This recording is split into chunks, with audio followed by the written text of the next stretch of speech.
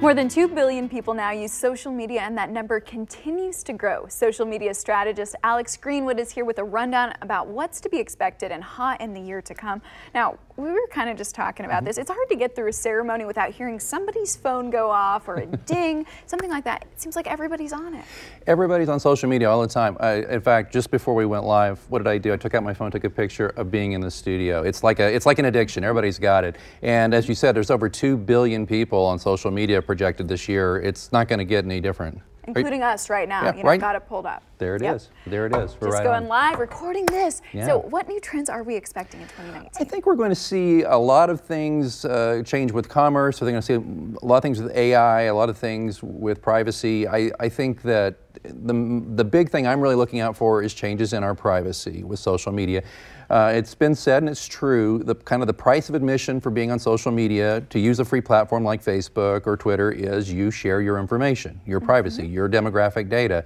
Well, we've seen that there have been some bad actors in the social media field who have abused that privilege and sold it to people we didn't intend it to be sold to. We didn't give permission for that. I think we're going to see a lot of that being locked down, because if they don't, you're going to start to see softer numbers with engagement on social media platforms. Facebook will start to see people going, I don't think I need to share every little thing anymore because I don't know what Facebook's going to do with my data. You know, that was something I wanted to touch base with.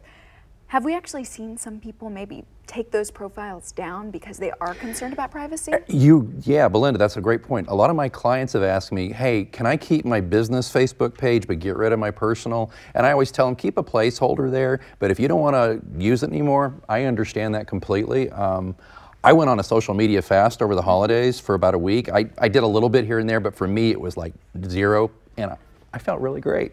You did? So you enjoyed the time off? Okay. I enjoyed the time off, and I think everybody else enjoyed the time off from me, to be honest. No, Alex, I don't. We love you. I appreciate that, but maybe, you don't have to share every little thing. Although yesterday I did share a pigwitch sandwich on Instagram. I'm sorry, I couldn't help myself. It was delicious. Yum, couldn't help it. Okay, so let's move on. Artificial intelligence, what kind of role is this going to play? Well, I was on the internet looking at my cell phone contract, and I had a question, and I plugged in the little box there, can we help you?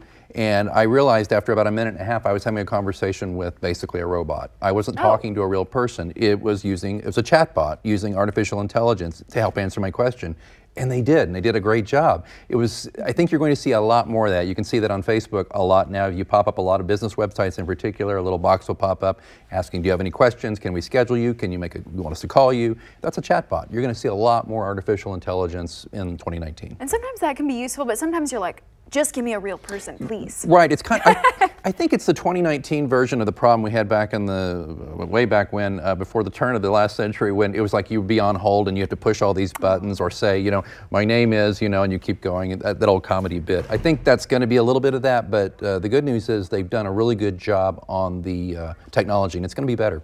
Okay, now let's talk about influencers, celebrities, and micro-influencers. Where are we going to see some growth? Well, for example, Selena Gomez is just about the most popular influencer on Instagram, right? I'm sure you don't know who that is. But Selena gets anywhere from $500,000 to $550,000 a post to be an influencer, right? Wow. Well, they're starting to see some data that shows that people who we call micro-influencers, people with between 1,000 and say 90,000 combined followers, are actually getting about a 60% better engagement rate than the super big celebrity influencers. And I think you're going to start seeing the rise of the micro-influencer. That sounds actually like a new Marvel Comics movie, but I think you're going to see it this year. Okay. Well, Alex, thank you so much. And of course, that kind of gives people room to grow even in your own local community. Absolutely it does, yeah. Okay. Alex, thank you so much.